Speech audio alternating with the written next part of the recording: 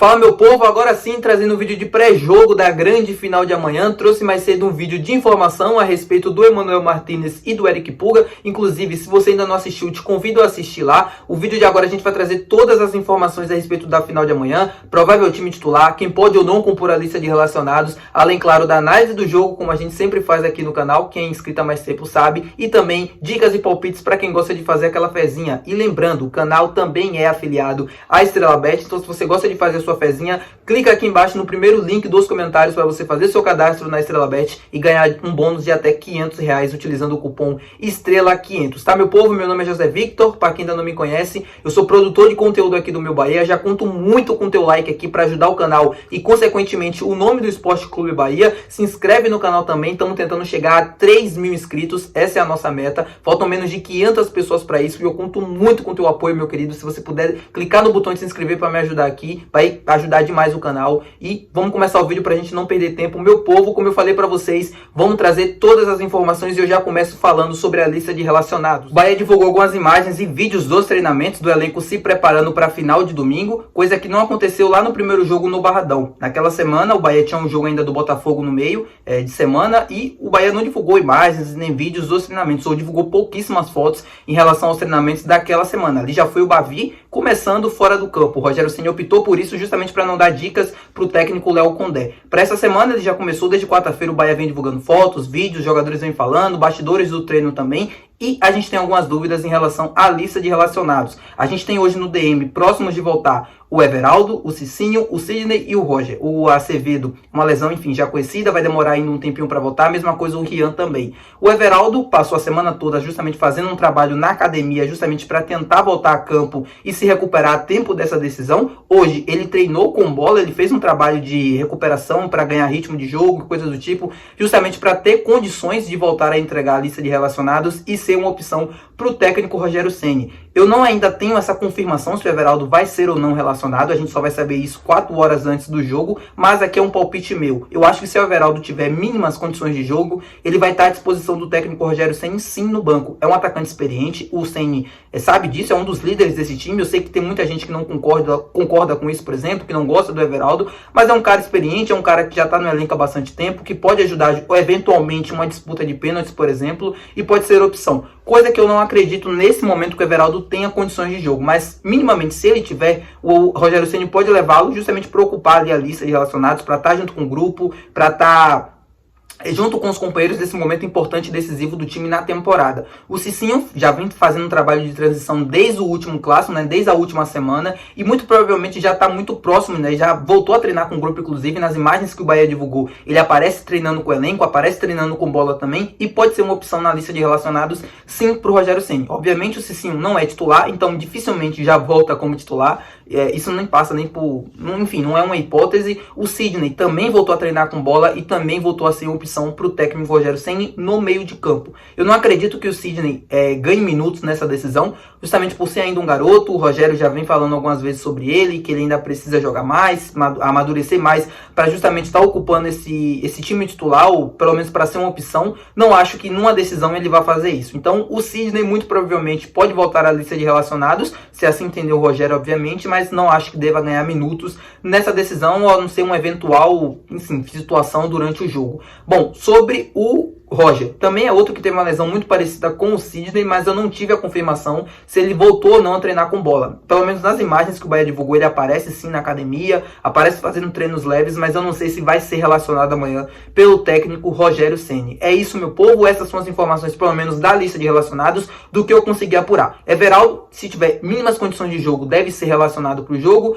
para a partida, justamente por essa questão da experiência, de ser um dos líderes dessa equipe, uma eventual disputa de pênaltis também, pode ser uma opção, vindo do banco, não sei como é que vai ser o decorrer da partida. O Cicinho muito provavelmente deve ser relacionado, o Sidney também, claro, se o Rogério entender, ele pode deixar algum outro jogador de fora e esse atleta pode ser o Sidney, mas se o Sidney poder assim, demonstrar durante a semana, ele já voltou a treinar com bola, pode também ser uma opção para o técnico Rogério Ceni, a mesma coisa com o Cicinho, pelo menos recuperado, 100% recuperado, eu acredito que ele e o Cicinho devam estar, tá meu povo? Essas são as informações que eu trago para vocês a respeito da lista de relacionados. Bom, e aí já projetando o provável time da decisão de amanhã.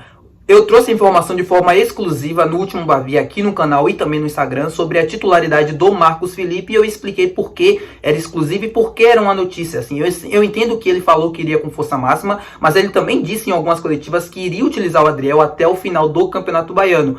Ele mudou de ideia claramente. O Marcos Felipe ganhou a vaga nas finais. Para mim, justo a vaga do Marcos Felipe. O Adriel, por mais que eu ache que ele precise jogar para justamente a gente ter mais informações a respeito sobre ele, de uma decisão, de uma eventual compra ou não, é um momento muito importante da temporada e o Marcos Felipe vem se mostrando ao longo dos jogos desse ano e também do ano passado, que é o goleiro titular do Bahia, que tem que estar nos grandes momentos do time nessa temporada. Eu sei, eu entendo esse revezamento no gol, justamente para dar ao Adriel a oportunidade de mostrar o seu serviço, mas ele não foi bem em muitos jogos, assim, no jogo contra o Jequié, me pareceu muito desfocado nos momentos finais, no Bavi ele não foi bem, por mais que eu acho que a culpa daquela derrota não foi exclusivamente dele, acho que é uma série de questões e aí, enfim, a gente vai entrar nisso para outro assunto, para outro dia, mas eu acho que o Marcos Felipe deve ganhar sim essa vaga.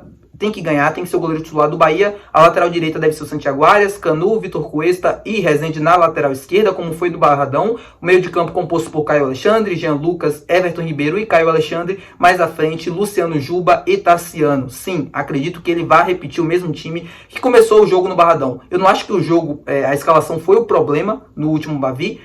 O Bahia estava fazendo um jogo extremamente equilibrado até o minuto 60, 70, até o primeiro gol do Vitória. O Bahia estava muito bem no jogo, estava anulando o Vitória, conseguindo ter o domínio da partida. Tudo bem que não criava grandes oportunidades, não era um time massivo, mas quando conseguia criar, chegava com muito perigo. Foi assim que fez os 2 gols, inclusive. Então, se fosse o Rogério Ceni, também manteria o mesmo time que começou o último clássico. Entendo que a melhor escalação do Bahia nesse momento, a entrada do Luciano Juba para mim é a única que não pode haver alteração, se houver alguma, no ataque ou, enfim, na lateral esquerda, por exemplo. O Luciano Juba jogando mais à frente, o Bahia ganha muito no setor de criação. É um jogador extremamente criativo, que tem um pensamento assim muito à frente das jogadas. Ele consegue, por exemplo, os 2 gols do Bahia no último clássico, teve participações diretas do Luciano Juba. Num passe para o Cauli, depois no passe para o Cauli, né, para o Cauli tocar para o Tassiano, e depois do passe dele para o Cauli fazer o segundo gol. É um grande jogador, jogando mais à frente, eu acho que o Bahia ganha muito mais com as características dele, do que ele jogando, por exemplo, como lateral esquerdo. Ainda assim, consegue ajudar bastante,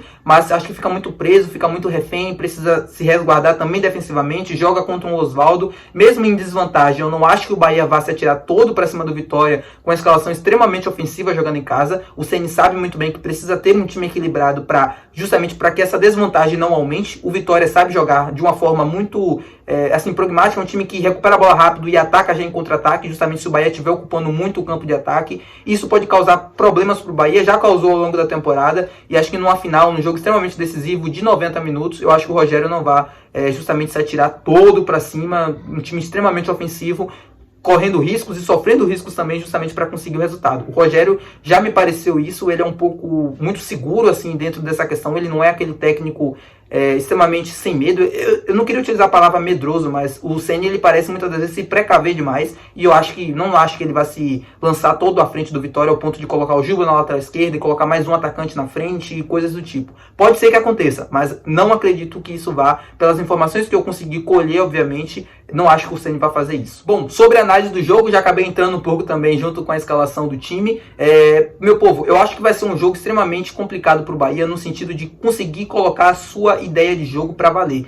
O Bahia, nos 3 clássicos até então que fez, conseguiu fazer no Barradão isso por 60 minutos, mas não de uma forma tão dominante assim. Conseguia ter o domínio do jogo, mas não era de uma forma tão brilhante, não conseguia ser massivo, não conseguia ter o total controle da posse da bola. Mas conseguiu fazer isso por muito tempo. Acho que até para esse time, para a qualidade desse time, que ainda tem formação, que ainda precisa de lacunas, precisa de muita coisa, o Bahia conseguiu suportar 70 minutos do jogo muito bem, anulando Vitória, como eu disse, e conseguindo criar suas oportunidades e ser efetivo. No jogo da Fonte Nova, eu já falei sobre isso aqui, eu acho que foi um Bahia que teve muita posse da bola, que conseguiu empurrar o Vitória para trás, mas o Vitória conseguia sair com o gol do Alejandro, mas depois não conseguia sair mais. Tava com 1-0 na vantagem, aí eu acho que foi estratégia do Vitória não se lançar muito à frente, justamente não oferecer espaços para o Bahia. Não é que eu acho que o Bahia anulou o Vitória ofensivamente e não conseguia deixar o Vitória passar no meio de campo. Era um Vitória que escolheu fazer essa proposta, não conseguiu contra-atacar, obviamente, mas não foi um Bahia que conseguiu penetrar na defesa do Vitória. O Vitória estava muito preocupado naquele momento do jogo em se defender e segurar a vantagem. E o Bahia conseguiu a virada justamente nisso, na pressão, no abafa, no vamos para cima, no vamos que vamos. O gol do Canu é um exemplo claro disso. A mesma coisa o gol do Jean Lucas não. O Jean Lucas é uma jogada trabalhada, mas o gol do Canu é muito disso que eu tô falando, de ir para cima, de acreditar, de, né, dos jogadores irem mesmo no abafa. O clássico de amanhã, o Bahia entrando em desvantagem, obviamente, o Bahia precisa se manter equilibrado, obviamente, 100% do jogo, para justamente não dar aquilo que o Vitória tanto quer, que é os contra-ataques, e que é o que o Vitória vai buscar justamente para fechar o caixão. Eu acho que o Vitória justamente vai jogar com o regulamento embaixo do braço, vai tentar picotar o jogo, vai tentar deixar o jogo lento, e o Bahia precisa, com a posse da bola, ser mais rápido nas suas ações e ser mais intenso. Precisa vibrar, precisa de vibração. Aquilo que a página da Bahia ao Mil Grau postou no Instagram, eu concordo 100%. Os jogadores precisam, além de... Os jogadores do Bahia têm qualidade. O time do Bahia é extremamente melhor do que o do Vitória. Se colocar a bola no chão e se conseguir colocar o seu jogo, consegue sim vencer o Vitória e consegue vencer bem. A questão é que não conseguiu fazer isso até agora em nenhum dos 3 clássicos que teve. Conseguiu fazer isso por alguns minutos no Barradão, mas não de uma forma tão massiva assim. Quando recuou, o Vitória foi melhor e muito superior e conseguiu virar o jogo. Então, pro Bahia, na final de amanhã, é ser intenso, é vibrar dentro de campo, é ser rápido nas ações e justamente conseguir colocando o Vitória para trás para ir para cima, tentar, perdeu a bola, recupera, bate e volta, bate e volta, bate e volta o tempo inteiro. Conseguindo fazer isso, o Bahia consegue sim criar as oportunidades que precisa para fazer os 2 gols e conseguir sair campeão. Eu acho que se o Bahia conseguir fazer isso, por exemplo, de botar a bola no chão, conseguir encontrar as oportunidades, furar os bloqueios do Vitória, o Bahia consegue sim, conseguir um resultado não elástico, mas um 2-0, um 3-1, por exemplo, eu acho que é capaz de fazer. As linhas precisam, obviamente, estar mais juntas. O Bahia, no Bavi da Fonte Nova, acho que a zaga estava muito distante do meio de campo. Então, o Caio Alexandre sempre baixava, mas aí você tinha mais um homem atrás, né, das linhas e você dificultava a criação a partir do meio, que é o jogo do Bahia. O jogo do Bahia é justamente bem pelo meio. E o Vitória consegue ser competitivo porque consegue bloquear esse jogo do Bahia. Fazendo isso, explora, obviamente, os lados do campo. O Oswaldo, o Mateuzinho, o Yuri Castilho, quando está em campo, além do Matheus Gonçalves. Então, é isso, meu povo. É isso que eu espero pro jogo. Espero muito que o Bahia consiga colocar a bola no chão, consiga jogar, consiga ser intenso, consiga criar as oportunidades, porque fazendo isso, o time do Vitória tem dificuldades. O time do Vitória tem fragilidades. E a gente fazendo isso consegue aproveitar e consegue encontrar essas brechas para justamente sair campeão. E como um palpite para essa final, não tem como ser outra coisa. Bahia vence lá na Estrela Bet. A última vez que eu olhei estava pagando 1,60. Acho que é uma odd justa. O Bahia joga em casa, é favorito, tem melhor time. E se conseguir fazer tudo isso que eu falei agora há pouco, consegue se sagrar campeão. Pro Bahia só o resultado interessa. E detalhe, precisa de 2 gols de diferença. Então, mesmo com 1-0, vai continuar buscando o resultado. Com 2-0, obviamente, tem pagamento antecipado. Ou seja, se tiver 2-0 o Bahia vence o jogo, precisa muito do resultado e vai buscar isso o tempo todo. Então, 2-0 Bahia vence o jogo e é campeão baiano em cima do Vitória. Precisa muito do resultado e não tem pra onde correr, cara. É Bahia vencer. Pode ser por mais de 2 gols, pode ser Bahia e 2 gols de diferença, pode ser Bahia mais 1 gol e meio também, pra ir 2 gols no jogo. Acho muito que essa odd tem valor.